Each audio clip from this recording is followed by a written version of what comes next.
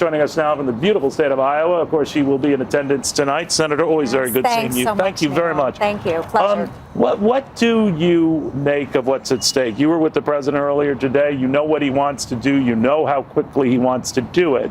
Some have said that his timetable has got to be exact, does it? It does. What I'm hoping to hear tonight from the president is a focus on national security, of course, something that's near and dear to my heart.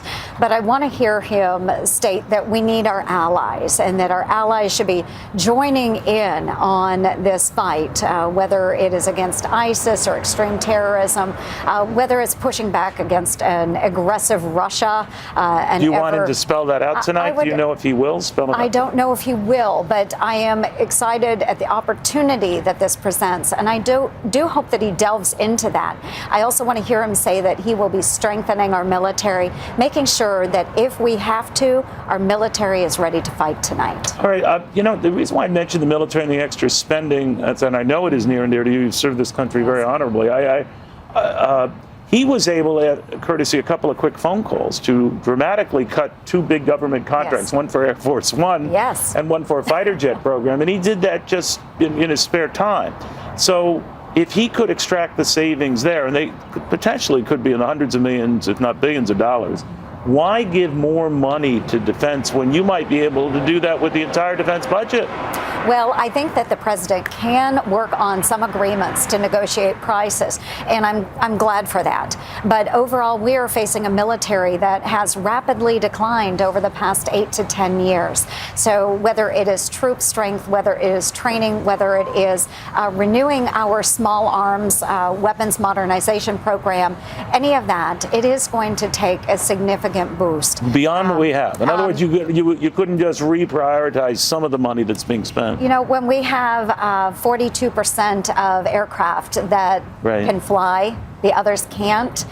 When we have a number of brigades that would not be able to deploy tonight in our Army, there are so many issues that have been spelled out by the vice chiefs. I'm in my third year here in the United States Senate, and I've heard the same message over and over again every year. The only difference is every year it's increasingly worse. Let's say the president will outline that he's not going to give away and tip his hand on exactly the full ISIS plan he's getting from his generals. But I'm sure when you met today and you heard him out, he's talking about still the tax cut. He's talking about aggressively, beefing up the military. But we mentioned at the outset, Senator, this idea that everything's got to roll out as planned, because some in the financial community have priced in, as I like to say, perfection, that he's going to get all of this and then some. And it's going to be retroactive tax cuts, and that the repeal and replacement of Obamacare will be done. If any one of these things fall behind schedule, let's say the repeal and replace Obamacare, the tax cut stuff is delayed, right? Right. There could be a delay. That's possible. But what we're also working on through the House and the Senate is also working on repealing a number of rules and regulations that were put in place in the last several months during the Obama administration. And I have heard from a number of business leaders, too, that have stated not only is tax reform important to getting our economy going again, but also we've got to get rid of unnecessary and overburdensome rules and regulations. If we do that, that's going to be a great shot in the arm for our economy. Let me ask you about, these things are also about reading body language sometimes, and the talk is that some Democrats, hardly all, I should stress, are either opting out tonight or choosing to say nothing. Some maybe to protest as he's speaking.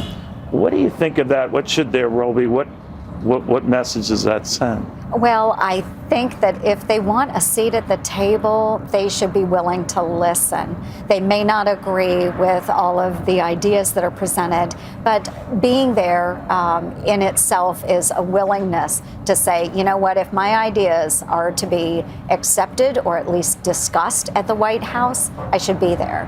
Any advice for the president, who can sometimes, you can get under his skin? if someone yells at him or pulls a Joe Wilson, you lie moment or whatever? What do they do?